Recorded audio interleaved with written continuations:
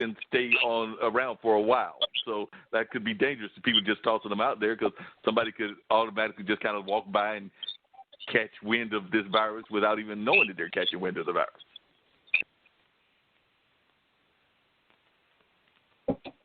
Right. Yeah, it's and that's one of the things where we're seeing things going back and forth on, can it be airborne? You got the restaurant workers that could actually spread it that way, and I mean the thing about it is that you have to remember is this: this particular virus is so novel that all of the questions that you're asking usually come from time of studying. We haven't had time to study it. All those things this time next year, we'll know those things, but right now, we have no clue. Wow, that's a scary thought that we have no clue and everything. Oh, but by the way, I do want to bring Calvin back into the conversation I said earlier, and I did want to get to Mr. Napier, who's a stand-up comedian that we spent some time in. We may switch the focus a little bit, and also the 407 call. I think I'll go with the 407 first, because that may be my author or Sylvester Lee, one of the others that are dealing with the financial aspect of what's going on. But Calvin, you've heard a little bit of this conversation. And by the way, I should let folks know, because we have three, and I promised them that I would let them know this, and I would put it out there at some point in the conversation. Dr. Davis and myself are not. I do not know if Dr. Davis pledged anything or if he even cares about pledges, but I did hear that Dr. Tommy Parker is a Q. I know that my good buddy Dean is a Q, and Calvin is a Q. So for all of you Qs out there, we have three Qs in this conversation. That's what the bros do, dog. Hey, friendship, brothers, friendship. Yes, sir. And it's amazing that our founders have been scientists and clergymen and stalwart people on the front line as soldiers. W. Calvin Anderson, Two Heads Are Better, 2020.com. The number 2, heads with an S, the letter R, better, 2020.com. And I'm originally from New Rochelle. I just created this unique networking platform because COVID-19 has rearranged our social order, and I must commend you, Dr. Parker, as an anthrobiologist. You've been very clear about what the science is, and so part of what this platform is about in terms of Two Heads Are Better, 2020, is that we get public information that's sound in quality so that everybody knows what we're dealing with. The second part, because it's rearranged our social order, is that we've had to reestablish a protocol for attentive communication in the homes while being shut in our communities in terms of networking, for staple needs, and tech support for government protocols in terms of helping us for public safety and public health.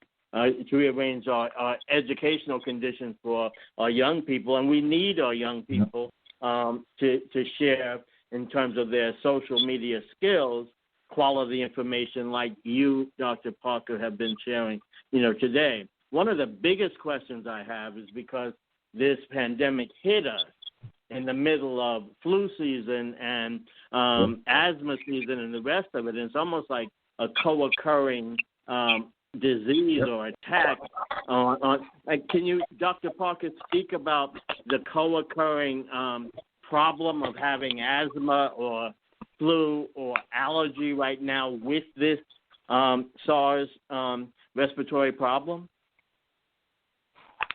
Not again. I'm an ecologist, but I can say this because I'm also a statistician.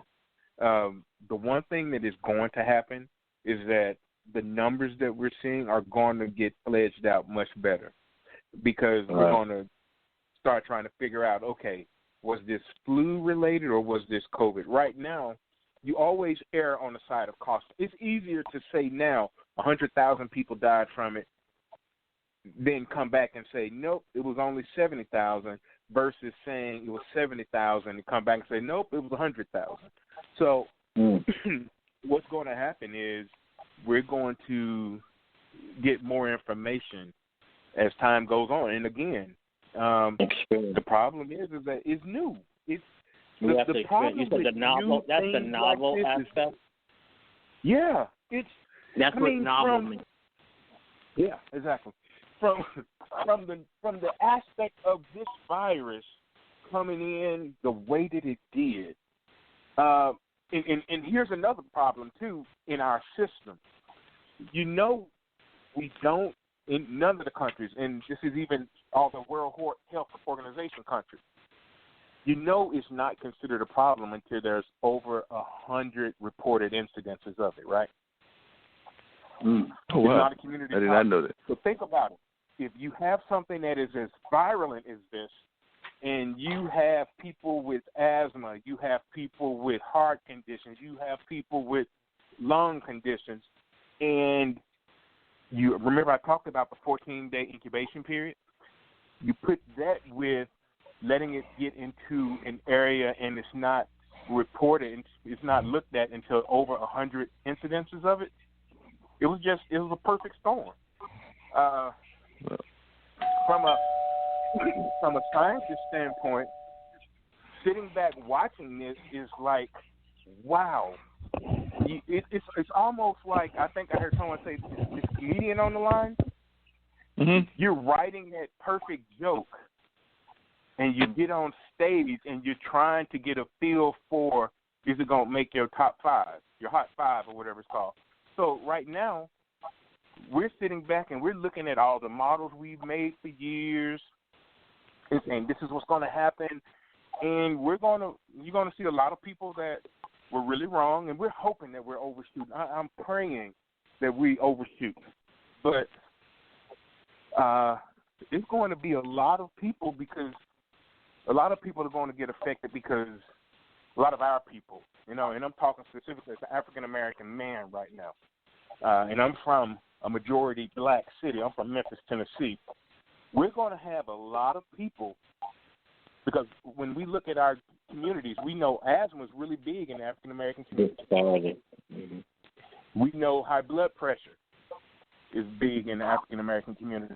These are not good things to put with this virus. And we're going to have a lot of people affected by this.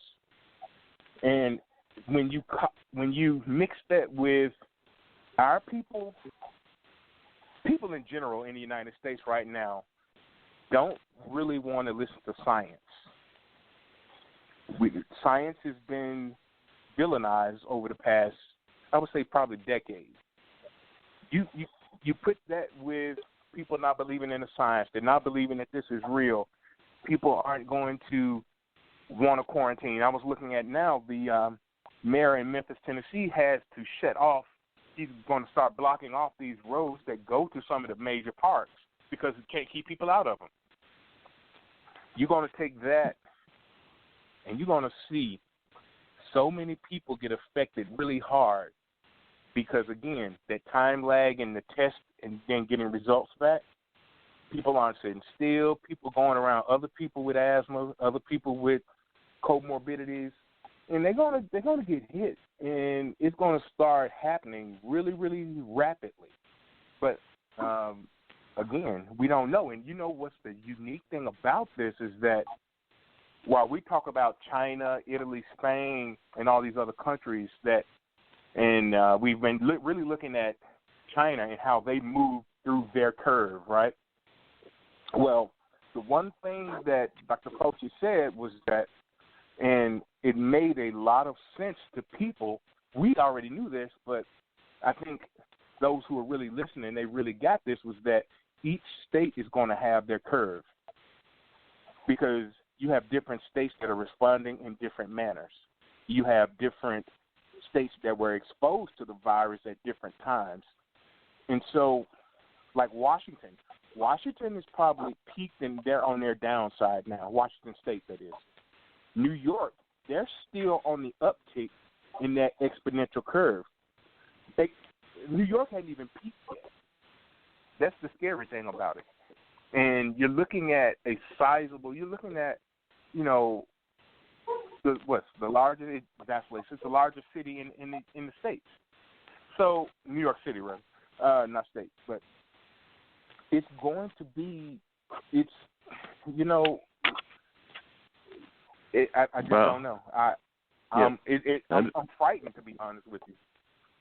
And speaking of frightened, Dr. Davis, he's bringing a good point. Y'all haven't even tipped what the possibilities are in New York area, in the New York City area, and things of that nature. So when you're talking to people on a psychology standpoint, how are you dealing with that? And I'm going to bring it up. I'm going to throw it out there. How are you also dealing with it I know you're a psychologist, but psychology and sociology are sometimes related. And I do know that there are a lot of people that are also starting to show their fears.